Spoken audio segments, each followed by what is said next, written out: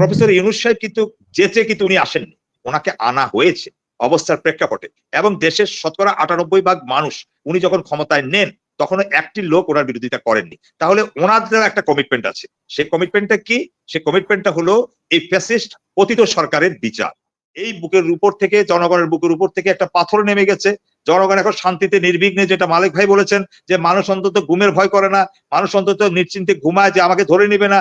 আমার মনে হলো যে কি বিএনপি এখন একটু রিল্যাক্স করুক, দলের ভিতরে একটা শুদ্ধি অভিযান চালানোর প্রয়োজন আছে বলে আমি এটাও মনে করি। আমি আজকে প্রথম একটা অভিনন্দন জানাই, একেবারে প্রাণ ঢালা অভিনন্দন, যেটা নিয়ে আমি একটা অস্বস্তিতে ছিলাম, বিভিন্ন টকশোতেও যাচ্ছিলাম না। হ্যাঁ, মানে এই প্রশ্নগুলো আসবে এটার জন্য। তো আজকে আমি একটু আসলাম আমাদের জনাব তারেক রহমান সাহেব এবং বিশেষ করে বহুদলীয় গণতন্ত্রের প্রবক্তা, স্বাধীনতার ঘোষক শহীদ প্রেসিডেন্ট জিয়াউর রহমান এবং গণতন্ত্রের আপসীন নেত্রী বেগম খালেদা জিয়ার সুযোগ্য সন্তান একটা সুযোগ্য সময়োপযুক্ত বক্তব্য দিয়ে উনি এই অধ্যায়টার মীমাংসা করে দিয়েছেন। যেটা আপনি বলতে চাইলেন যে উনি যেটা বলল, যে আমি যেটাকে অ্যাপ্রিসিয়েট করে এটা বললাম যে আমরা এই সরকারের অবদানকে, অন্তর্বর্তী সরকারের কার্যক্রমকে মানে বৃথা যেতে, এই আন্দোলনকে, এই বিপ্লবকে আমরা বৃথা যেতে দিতে পারি না, তাদের কর্মকাণ্ডকে আমরা বেপথে যেতে দিতে চাই না এবং আমরা সময় দিতে চাই সংস্কারের জন্য।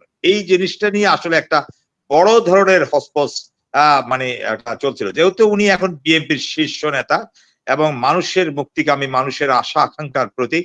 সুতরাং ওনার কাছ থেকে মানুষ এই জিনিসটাই আশা করেছিল, আমি তো বটেই ব্যক্তিগতভাবে। তো যাই হোক, আমি আপনার অনুষ্ঠানের সুবাদে ওনাকে অভিনন্দন জানাই যে আজকে এই বিষয়টা মীমাংসা হয়ে গেছে, যে যেহেতু উনি বলেছেন যে উনি সময় দিতে চান এবং উনি এই সরকারকে সমর্থন জুগিয়ে যাবেন, এটাই আসলে কিন্তু হওয়া উচিত এখন বিএনপির রাজনীতির জন্য, আমরা সেটা মনে করি। এটার অর্থ আমরা কখনোই বলিনি যে বিএনপি তাদেরকে এই অন্তর্বর্তীকালীন সরকার একেবারে লম্বা অনির্দিষ্টকালের জন্য থাকবে, আমরা এটার পক্ষে নই। কিন্তু ইউনূস, বিএনপি মানুষের প্রতি একটা কমিটেড রাজনীতি দল, 12 দলীয় জোট একটা কমিটেড জোট। এটা যেমনটা ঠিক, তেমনি প্রফেসর ইউনূস সাহেব কিন্তু যেচে কিন্তু উনি আসেননি, ওনাকে আনা হয়েছে অবস্থার প্রেক্ষাপটে। এবং দেশের শতকরা ৯৮% মানুষ উনি যখন ক্ষমতায় নেন তখনও একটি লোক ওনার বিরোধিতা করেননি। তাহলে ওনাদের একটা কমিটমেন্ট আছে। সেই কমিটমেন্টটা কি? সেই কমিটমেন্টটা হলো এই ফ্যাসিস্ট পতিত সরকারের বিচার, পতিত সরকারের বিচারটা। তাহলে এই বিচারটা উনি করবেন। এই যে গণহত্যা করেছেন, এই গণহত্যার বিচার করবেন, এটা উনি ওনার ভাষণে বলেছেন। উনি এটা ওনার যেদিন ক্ষমতা গ্রহণ করেছেন সেদিন বলেছেন, উনি বিমানবন্দরে বলেছেন। সুতরাং এটা ওনার কমিটমেন্ট। এইটুকু স্পেস আমরা মনে করি যে ওনার পাওয়া উচিত। এই বিচার প্রক্রিয়াটা ওনার হাতের উপর দিয়ে এটা নিষ্পত্তি হোক, জাতি খুশি হবে। আর আমি এই জন্য এই কথা বলছি যে যেহেতু বিএনপির মাঝখান থেকে কথাটা হচ্ছিল যে হ্যাঁ, আপনি একটু আগে যে প্রশ্নটা করছিলেন যে মির্জা ফখরুল ইসলাম আলমগীর সাহেব একেবারে মানে হয়তোবা উনি অনেক প্রাজ্ঞ, আমাদের অনেক শ্রদ্ধেয়, গভীর, আমার মানে কি বলবো, গভীর ভালোবাসা এবং শ্রদ্ধার একজন মানুষ। হুট করে হয়তো কথাটা চলে এসেছে যে উনি হয়তো 800+, 860, 65 এরকম কিছু একটা ফিগার বলতে গিয়েছেন। উনার মুখ থেকে যখন এই কথাটা আসে, তাহলে কিন্তু একজন দায়িত্বশীল দলের দায়িত্বশীল নেতা এবং অন্যতম প্রধান নেতা হিসেবে কিন্তু এটা অফিসিয়াল হয়ে যায়। কিন্তু মৃত্যুর সংখ্যাটা আমরা এখানে সবাই জানি, মৃত্যুর সংখ্যাটা আরো অনেক বেশি, অন্তত ডাবল ডিজিটে তো অবশ্যই। উনি যদি 850 বলেন, সে তো 1700, 2000 অনেক মতান্তর আছে। তো সুতরাং এই কথাটা এনে আবার আরেকটা কথা, বিতর্কটা যেটা জোরে দিল, আপনি আমাকে প্রশ্ন করলেন, এরকম প্রশ্ন জনগণের মনেও আছে যে এটা 400 আর একটু যত্নশীল ভাবে কথা বলা উচিত ছিল। মানে যেমন 442 জন, 424 জন বা 422 জন বললেন, তার মধ্যে বিএনপি। এই যে বিএনপির আলাদা মানে একটা কোটাকে আলাদা করে ফেলা, এটা হয়তোবা আমার কাছে মনে হয় মানুষ ওরকম ভালোভাবে নেয়নি। কারণ তার মানে কি? তার মানে আপনি বুঝাতে চাচ্ছেন যে আমাদের নেতা কর্মীরাও শহীদ হয়েছে। কিন্তু এর আগে তো যখন বিএনপি আন্দোলন করেছিল, তখন আন্দোলনের সহসঙ্গী হিসাবে বিএনপির অবদান আছে। কিন্তু অন্যান্য আরো যারা রাজনৈতিক দল আছে তারা তো কোনো ফিগার বলেনি। বিএনপির অবদান আছে, এটা সবাই জানে, আমরা স্বীকার করি। নাহলে এত বড় একটা আন্দোলন আলোর মুখ দেখতো না। হ্যাঁ, এত বড় একটা সাফল্য আসতো না, এত বড় একটা মাফিয়া স্বৈরাচার পতন হতো না। তো তো সুতরাং একটা ফিগার বলা মানে বিএনপি কর্মী মরেছে, বিএনপির কর্মী নয়, তারা প্রত্যেকটা জনগণ। আমরা জনগণের মৃত্যু হয়েছে আমরা ভাবতে হবে সেটা। বিএনপির কর্মী কোনো পরিচয় নয়, পরিচয় হলো একজন মানুষ, সবার উপরে মানুষ সত্য, তাহলে মানুষ মারা গিয়েছে। তো যাই হোক, এটা হয়তো উনি এটা তো খুব এরকম একটা হতে বলে পারে যে ফেলেছেন। যারা মারা গিয়েছে মানে তারা হয়তো বিএনপি নেতা কর্মীদের সন্তান এভাবে। তো সেটা কি কোনো বিএনপি দাবি সমস্যা নেই, করবে যে এটা তো অস্বীকার করার সুযোগ নেই। ওনার ছাত্রজনতা তো ফিগার নিয়ে কিন্তু হুম। জি জি জি ইভেন হাসিনা আপু, আওয়ামী ওনার লীগেরও তো ফিগার অনেক নিয়ে কিন্তু আওয়ামী লীগেরও তো অনেক না না লোকজন না মানে নেতা কর্মীদের ছেলেমেয়েরা না না না অংশগ্রহণ ওনার করেছে। ফিগার যেটা বলেছেন তারা বিএনপির কর্মী, বিএনপির পরিবারের সদস্য, এটা নিয়ে কোনো সন্দেহ নাই। ওনার তথ্য একেবারে হয়তো সঠিক, আমি বলছি হয়তো এই মুহূর্তে ফিগারটা বলে দেওয়া, তার মানে আপনি তাহলে মানুষ কথাগুলোকে অন্যভাবে ঘুরানোর সুযোগ পাচ্ছে। তারা বলতেছে তার মানে কি আপনি অর্ধেক সিট চান, তার মানে কি আপনি পার্লামেন্ট ভাগ করে দিচ্ছেন, তার মানে আপনি কি সেই মুক্তিযুদ্ধের সপক্ষ বিপক্ষ করছেন, তার মানে আপনি অর্ধেক সংখ্যক আপনার মারা গিয়েছে, আপনি আবার আপনি সপক্ষের কেউ বিপক্ষের, এই কথাগুলোর অনেক দিকে মাল্টি ভাবে আবার এটাকে আওয়ামী লীগ প্রকাশ যে করার বলছে সুযোগ অন্য থেকে কেউ যায়। মেরেছে।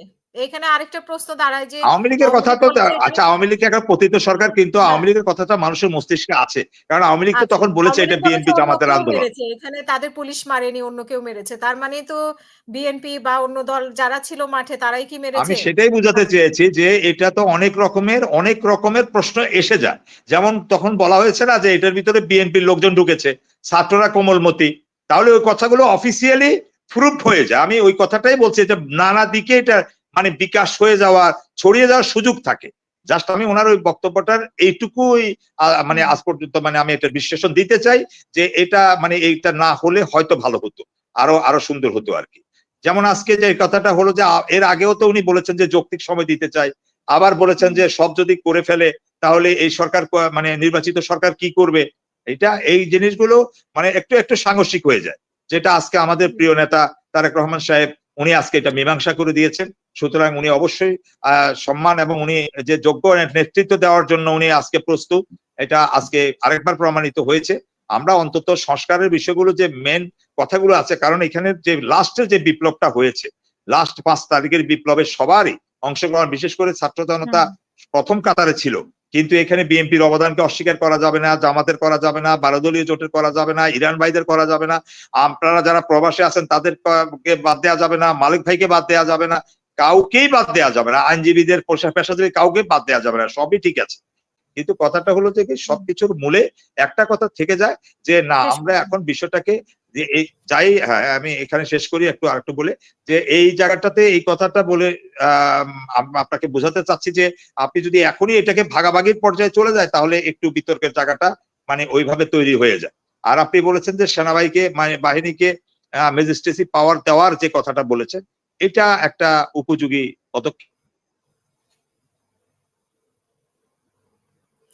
জি, আপনার মনে হয় ইন্টারনেটে সমস্যা করছে। আমরা শুনবো আবারও। ব্যারিস্টার সোহরাব খান চৌধুরী।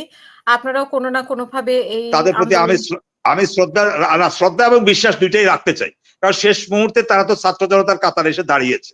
এবার ভারতের এজেন্ট হোক যেটাই হোক পরেরটা পরে বুঝি, আপাতত তো আমরা ওনাদের কাছ থেকে এই সাপোর্টটুকু তো আমাদের ছাত্র জনতা পেয়েছিল। সেদিন এটা না পাইলে তো আরো অনেক বড় ধরনের ঘটনাও ঘটতে পারতো। কিন্তু এটা নিয়ে হয়তো তারা সেফ এক্সিট নিল কেন, কারা গেল কি গেল, এগুলো নিয়ে হাজারো প্রশ্ন থাকতে পারে। কিন্তু সেনাবাহিনীকে এই মুহূর্তে আমরা আর আপাতত বিতর্ক না করি, তাদেরকে ডিস্টার্ব না করি। আমরা দেখি যে তারা তাদের ম্যাজিস্ট্রেসি পাওয়ারটা কিভাবে আজকে যারা পেলো তারা কিভাবে অ্যাবিল করে। আর এটা ছাড়া আপু সরকারের হাতে কোনো অপশনসও ছিল না। আমরা জানি যে এখন আইন শৃঙ্খলা বাহিনী পুনর্গঠন হয়নি। যেমনটি আমি বলছিলাম যে নির্বাচনের কথা এখন বললেই যে নির্বাচনটা হবে না, কারণ বাংলাদেশে প্রায় 1 লাখ পুলিশ এখনো কাজে যোগদান করেনি, আনসাররা পলাতক।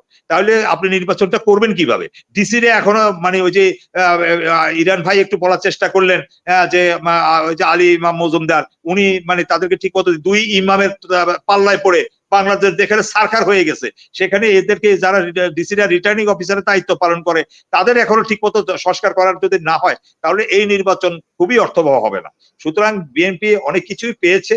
হ্যাঁ, আমি মনে করি আমরা এই বুকের উপর থেকে, জনগণের বুকের উপর থেকে একটা পাথর নেমে গেছে। জনগণ এখন শান্তিতে নির্বিঘ্নে, যেটা মালিক ভাই বলেছেন যে মানুষ অন্তত ঘুমের ভয় করে না, মানুষ অন্তত নিশ্চিন্তে ঘুমায় যে আমাকে ধরে নিবে না। আমার মনে হলো যে কি বিএনপি এখন একটু রিল্যাক্স করুক, দলের ভিতরে একটা শুদ্ধি অভিযান চালানোর প্রয়োজন আছে বলে আমি এটাও মনে করি। আমরা জনাব তারেক রহমানের প্রতি উদাত্ত আহ্বান জানাই, উনি যেন দলের ভিতরে একটা শুদ্ধি অভিযান উনি পরিচালনা করেন। আর এই ম্যাজিস্ট্রেসি পাওয়ার নিয়ে আমরা এই মুহূর্তে কোনো বিতর্ক জড়াতে চাই না। আমরা দেখতে চাই আসলে এটা কতদূর যায়। আর শেষ বাক্যে যে কথাটা বলবো, আবার আমি এন্ডোর্স করব যে ম্যাজিস্ট্রেসি পাওয়ার দেওয়াটা ছাড়া কোনো অবস্থাতেই এই সরকার আইন শৃঙ্খলা অবস্থাকে এই মুহূর্তে ডেভেলপ করার মতো আর কোনো সুযোগ নাই। কারণ পুলিশরাও যথাযথ দায়িত্ব পালন করছে না, বিশ্বাস রাখতে পারছে না জনগণ। হ্যাঁ, থানাগুলোতে এখনো সব কার্যক্রম ঠিকভাবে চালু হয়নি।